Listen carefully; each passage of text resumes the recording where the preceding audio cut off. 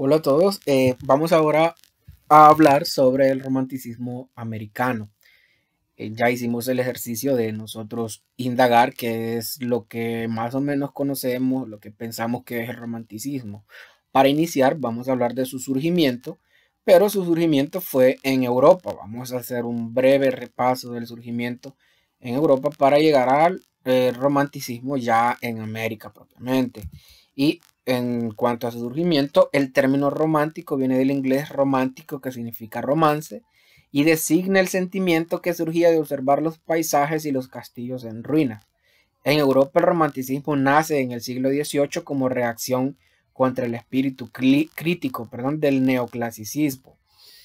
Recordemos que el neoclasicismo era súper estricto y súper crítico en cuanto a las normas de escritura, a las normas de lectura, qué se debía escribir, cómo incluso se debía enseñar y qué se debía enseñar.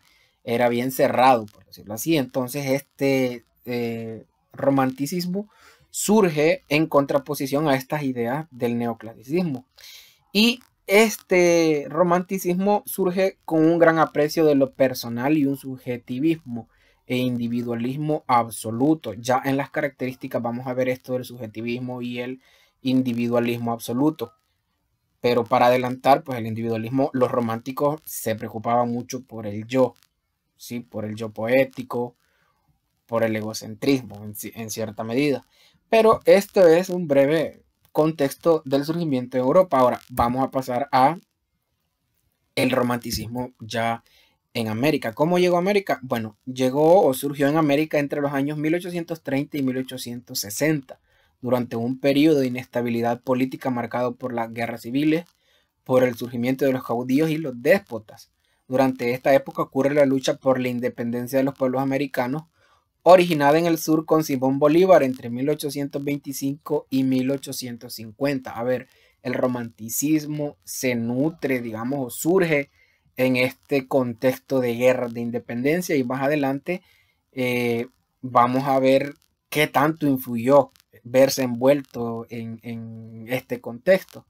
Y nace la figura del nuevo hombre hispanoamericano, o sea, del criollo, con el signo del pensamiento romántico. A ver, los dos pensamientos románticos que habían aquí, los dos pensamientos del criollo, ya se empieza a ver una división.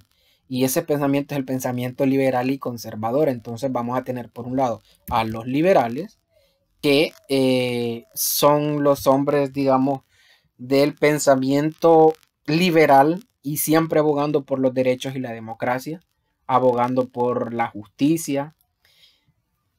Y por otro lado, vamos a tener también a los conservadores, que en palabras sencillas son los que quieren conservar tal cual están las cosas, ya sean los modelos económicos, los modelos políticos, etcétera. A estos no les agrada mucho la idea de cambiar porque son gente que está acomodada y que pues le teme al cambio, a perder sus comodidades. Entonces, así es ya la llegada a América y el surgimiento de los dos pensamientos de los criollos. Y dentro del romanticismo americano se vieron dos tendencias de suma importancia, o sea, las dos grandes tendencias, que son el romanticismo social y el romanticismo sentimental. Bien, para el romanticismo social es sustentado por el pensamiento liberal, es decir, los de pensamiento liberal van a tirarse más, como que van a apoyar más este romanticismo social. Y aquí el escritor refleja las nuevas corrientes ideológicas y asume la responsabilidad de establecer una idea nacional. Y bien, ¿por qué les decía de que en qué iba a verse afectado el romanticismo por el contexto de la guerra? Pues esto es uno, en el romanticismo social. Estos se enfrentaron con la realidad y se identificaron con las causas sociales, es decir, con la lucha social. Se identificaron con el nacionalismo por su patria también y las convicciones ideológicas, con los movimientos sociales revolucionarios. A la vez se identificaron con el desarrollo social y el progreso económico, o sea, viendo todo lo que pudo haber ocurrido en el contexto de la guerra y de opresiones y todas las desventajas que sufría todos los problemas que sufría una sociedad, pues surgió este romanticismo social.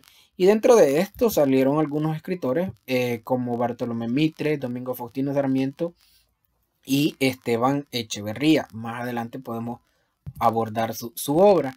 Y también tenemos al romanticismo sentimental. Y este romanticismo sentimental presenta una total despreocupación de lo social y lo político. O sea, por lo cual se convierte en un romanticismo puro y sentimental. Es decir, ya aquí tenemos a los conservadores. A los conservadores no les interesa mucho el ambiente social y político. Y luego nos dice la información que el escritor conmueve subjetivamente al lector por medio de la descripción del paisaje local, o sea, de la región, y las costumbres sociales. Ojo con esto, porque esto dio pie a una nueva literatura latinoamericana llamada costumbrismo y regionalismo. También cabe destacar que los románticos en literatura se refugiaron hacia sí mismos en el amor irrealizable de una mujer. Estos son los temas que va a tratar el romanticismo sentimental. También en la belleza natural de América, por eso va ahí muchos escritos de selvas, pampas, valles, ríos, con una preocupación grande por describir exactamente estos paisajes o estos, digamos, imágenes que les estaba comentando, como la imagen de las selvas, de las pampas, de los valles y de los ríos. También, como ya lo vimos en las costumbres, ¿no? Se preocuparon mucho en las costumbres, la lengua y el folclore de la región. También en las razas americanas, y aquí se ven las razas como los indígenas, o sea, el indio y el gaucho. Y una de las obras más representativas de este romanticismo sentimental es María, de Jorge Isaacs, que más adelante también vamos a hablar de ello. Entonces, aquí tenemos ya el contexto en sí que es el romanticismo americano. Posteriormente vamos a pasar a las características del romanticismo. Espero hayan comprendido y les haya servido el video.